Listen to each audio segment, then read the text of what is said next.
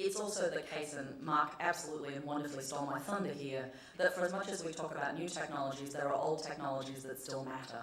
What, as an anthropologist, I would call stubborn objects or stubborn artifacts that don't go away despite all of our chatter. It would be very tempting to imagine, listening to the rhetoric in the technology industry in the last 10 years, to say that television had somehow died. The internet will kill television. Everyone is on the internet, there is no television. Well, the reality is, in most places around the world, we now watch more television than we did 10 years ago. In Australia, in the US, in Western Europe, television viewing is up somewhere between 15 to 20% in that 10-year period.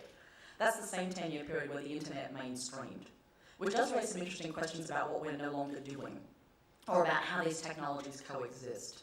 And of course, the reality is many of us now bring our new technologies to our old technologies. So we sit in front of our televisions with our laptops and our tablets and our smartphones, and we are engaging and extending the content on the screen, the big screen, to the content on the small screen.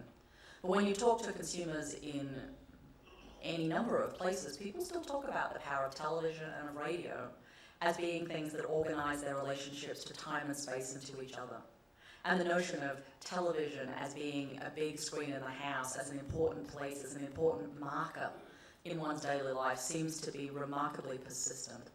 As does the presence of radio as a form of ritual activity, something you do every day, turn it on, listen to it. It forms the basis of people's daily lives. And the patterns around it are quite remarkable. Now, of course, we always want to talk about the sexy new technology, because that's what people like to talk about in the tech industry, what's new, not what's old. But for me, the fact that these other technologies continue to exist, people continue to orient to them, and that is as true for the younger cohorts as it is for the older ones, is actually really interesting. And for us, as we track this, we found a remarkable number of people who come back to television and back to radio. So there's a period, certainly in the US and Western Europe, and to a lesser extent in Australia, where in people's early 20s and 30s, they abandoned television. It's remarkable how quickly they come back to it. When we started to ask people what that was about, I have a very indelible memory of a young woman saying, "Have you ever tried to breastfeed and use a laptop?"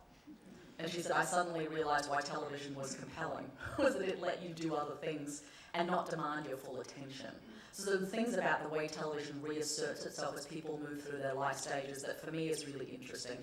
And of course, television is a different object than it was 10 or 15 years ago, but it's still there and it's still important.